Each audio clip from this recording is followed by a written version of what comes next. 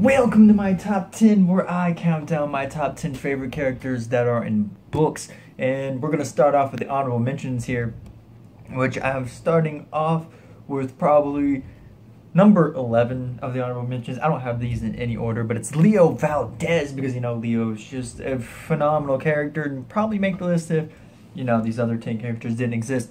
The Weasley twins. Do I even have to explain that one? They're the freaking Weasley twins. Nakota, and she is Nick's girlfriend from the Chronicles of Nick, and she's just a really awesome character. Alex Rider, yeah, he's an awesome spy that's witty but also bland. Joseph K. You might not know Joseph K., but then again, you probably don't even know who the author was, and that's, if you watch my stuff, then you probably do, because it's Franz Kafka, and we all know how much I love the Franz, and he's the main character from The Trial. Go read his works, seriously. And then last but not least on the honorable mentions is Courtney Chatwin. She is the girlfriend kind of thing of Bobby Pendragon from the Pendragon series. And that is the honorable mentions. And now we're moving on. Number 10 on this list is someone you may not know very well. He goes by the name of Gavel Andar, or Gavel Nagarian. So he's the main character from the Tears of Ardamon series. The main character, considering that book switches from the point of views of Eugene and him. And then there's this girl Kikyu, and then there's, what's her name, Astasia or something like that. She's the princess. But yeah, Gabriel Andar, there's just something I like about Gabriel. I mean, he's moody to a degree, and then again, who wouldn't with the voice in your head, and the ability to turn into a dragon. Yeah, plus you're in control of a Russia-like, area. Yeah, his kingdom's very drab, it's snowy, it's desolate, it's got a Russia vibe to it, kind of. It's just a dreary place, and so with that kind of stigma, plus it's eating at his soul and his every being every time he becomes the dragon. So there's that. He's becoming more, he's not becoming more, he's becoming less and less of a human being by the moment he turns. But he keeps fresh by getting rid of the dragon and then reuniting with the dragon and all that good junk. But his character is just, I don't know why, there's something I like about his character. It has nothing to do with the fact that his hair is somewhat like mine. Nothing. Even though his hair, but I mean, what's really awesome about his hair is I think he gets like blue tips or whatever. He gets like blue in his hair, I think. Plus, it grows like really, really fast. If I had his hair growth, I wouldn't mind going bald every once in a while. I'm kidding, I probably would. No baldness for me. Please don't ever make me go bald. Oh. Number 9 is 9 from I Am Number 4. Now, I like I Am Number 4. It's a really good series, but I literally have to say 6 and 9 are without a doubt my two favorite characters, and I probably could have managed to fit 6 on my honorable mentions list, but 9 is definitely my favorite character from the whole book. He's the biggest smartass. He's really awesome. His abilities are super sweet. Even though I forget them. I know he's really agile and stuff. It's been a while. Sorry about that. I was like doing something with my legs, and just shook the whole thing. Oh well. But yeah, his whole character I like. And it's been a while since I've read I Am Number 4. But yeah, 9 is my 9th favorite character. Wow, that worked out. So, number 8 is Hermione Granger.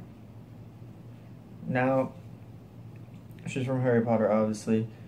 Her character, she's intelligent, but at the same time she's brave, she's courageous, she's not just the smarty two-shoe, the goody two-shoe, the smart one. I mean, in the beginning, yeah, she was, but she evolves into be, that adventurous spirit that both Harry and Hermione are. So, Hermione is just a really great character, which is why she made the top 10 list. Even though, honestly, Hermione could technically be switched out with Dakota or Courtney Chetwynd, respectively, both of them. Because I like all three of them for that kind of same reason. They're all the voice of reason, the smart ones of the group. You know what I'm saying? I guess Courtney, it's actually Mark being the brainiac of the whole thing, but Courtney's like the competitive one, you know.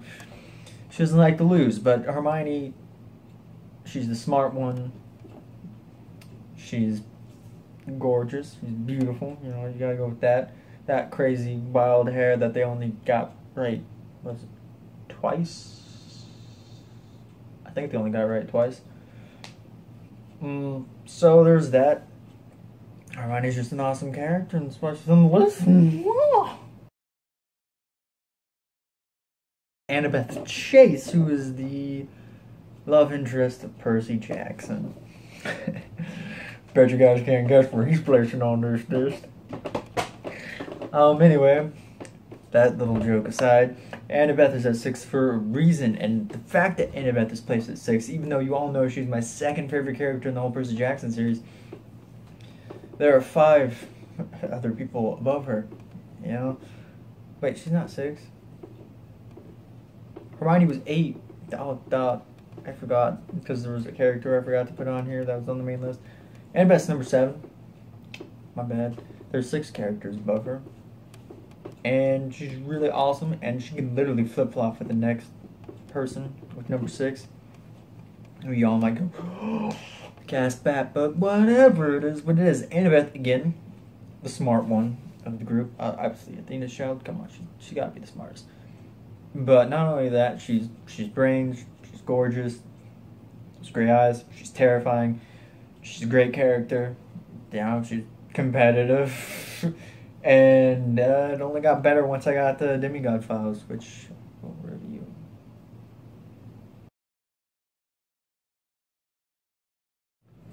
Number 6. Number 6 is Harry Potter. It's Harry freaking Potter, okay? He's the boy who lived. Granted, his character may not be as fleshed out as some characters, but he's still got a nostalgia part for me. Still, he's Harry Potter. He's brave, he's courageous, you know. He's loyal to the end. There's like, I mean, yeah, sure, there's a flaw with every character, and Harry might be boring to some. I mean, he's not boring to me, I guess, in the way he is to others. But then again, I've always liked Harry. I've always had a drawn to the legit main character compared to other characters. And there are only some characters that have outshined the main character, in my opinion.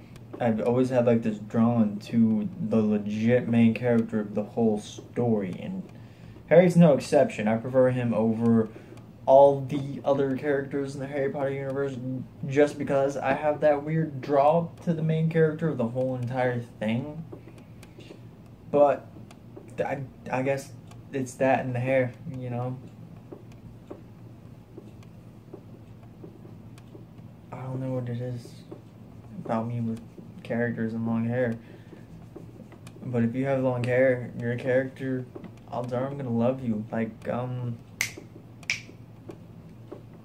Dragon Realm, yeah, that the book that's over there that I've been meaning to read and review for you all, that I just can't. I finished the first book, I just gotta read the second and third, you know, and somehow find the other 6. That's gonna be fun. Oh yeah, and there's also 2 other books on top of it that I have to read. Plus the 10 that I came up with. I'm getting sidetracked heavily. Harry Potter, you know, the book we left, number 6. He's awesome, he's great. Don't hate on him. Okay? Number 5, you know, man. Who could surpass the boy who lived? How about the girl on fire? Katniss Everdeen. Now, she is a little rebel. She does what she wants when she wants it, no matter who is giving the order. If you tell her not to stay, she'll probably stay. If you tell her to stay, she's not going to stay.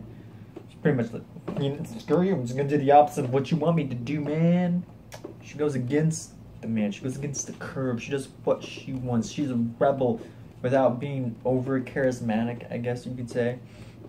Like, she can be charismatic when she needs to be, but when she doesn't need to be, she's not overly charismatic, which is good. I mean, not everybody can be like a complete sarcastic person all the time, like Percy Jackson, Nick Gaucher, Bobby Pendragon, Weasley twins, Leo, Courtney. Oh my gosh, 9. A lot of my characters I love are sarcastic assholes. Katniss is no exception. I mean, she is one, but she is not one to like almost. It's like her whole shtick.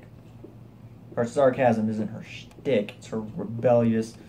The fact that she's a symbol, yada yada. But she's number 5, and who could dare surpass the Girl of Fire? Well, you about to find out. Number 4 is Tori Brennan. And, what you say, Tori Brennan? Wait, this ain't Bones? What you talking about? And what I'm talking about is that Tori Brennan isn't Bones. I mean, yeah, sure. It comes from that series. It's a book series based off of... No. It's kind of based off of Bones. Tori Brennan is the niece of the main character of Bones. So, of course... You know, she's going to be all that forensic. I mean, the Viral series is a series that is out of the norm for me because it's not complete fantasy. It's more of a sci-fi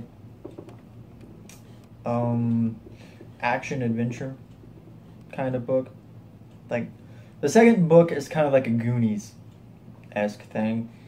The first book is more sci-fi. I guess you could say fantasy, but not really. Because they have they're biologically enhanced where all of their senses are heightened, but each one of the group has one sense heightened more than the other. Like Tori's got, I think hers is sense of smell. Her sense of smell is higher than the others. Sheldon's Sheldon's hearing is better than the others. High's eyesight is better than the others, and Ben's physical attributes are better than the others. And that's what I like about the series, is that Tori and herself, Tori's just a great character in general. Like, I love Tori Brennan. She's amazing. She's freaking brilliant. They're all brilliant, but Tori is especially brilliant in her own way. She's so socially awkward. A lot of my characters have that in common too.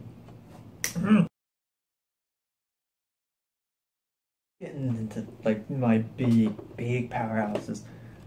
Number 9 is Nick Gaucher from the Chronicles of Nick series. And if you don't know who Nick is also from the Dark Hunters series, but he's not the main character. He's one of them, but he's not the centerfold like he is in the Chronicles of Nick. And I love Nick. He's 6 foot. So he's something 6 foot. He's got hair like mine.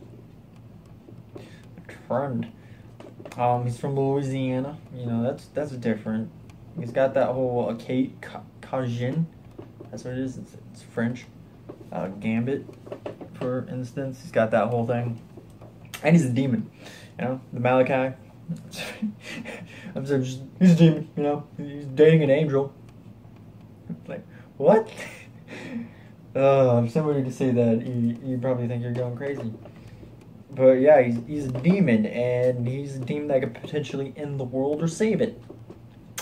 And this book series is all about leading up to him and how he is in the Dark Hunter series.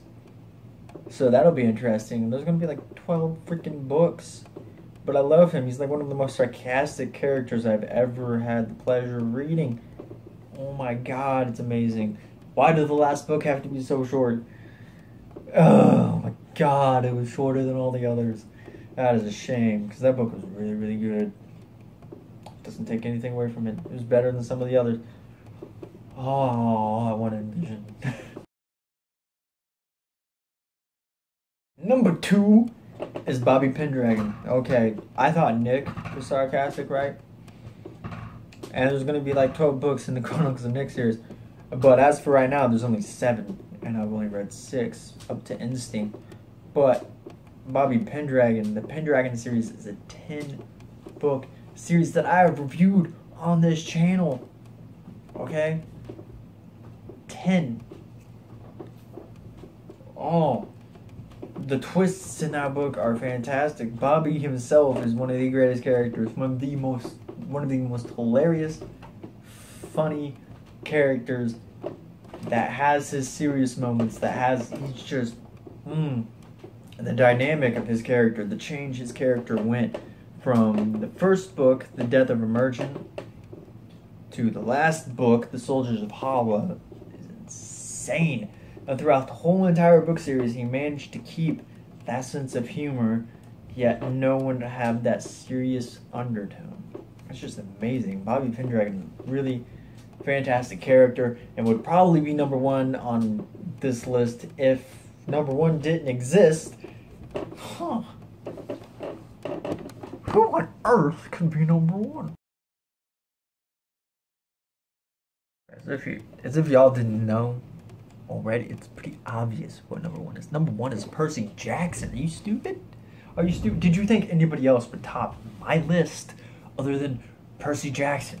You know, the main character from my favorite book series of all time, Percy Jackson and the Olympians. Percy Jackson and the Olympians. Heroes of Olympus. Wait, is that Percy Jackson and Heroes of Olympus? No, I think it is. Either way, it's a continuation of the series.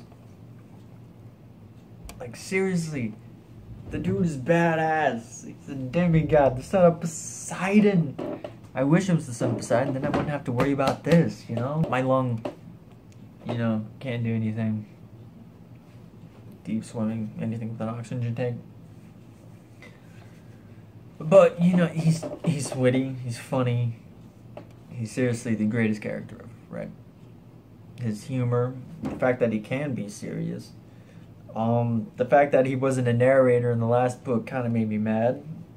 Because let's be honest. Nobody cares about Jason. No, he's a soldier boy who with identity problems. I mean, Annabeth, I have no qualms with Annabeth being a narrator because she's my second favorite character. Leo, I have no qualms about him being a character. Piper, does anybody really care about Piper either?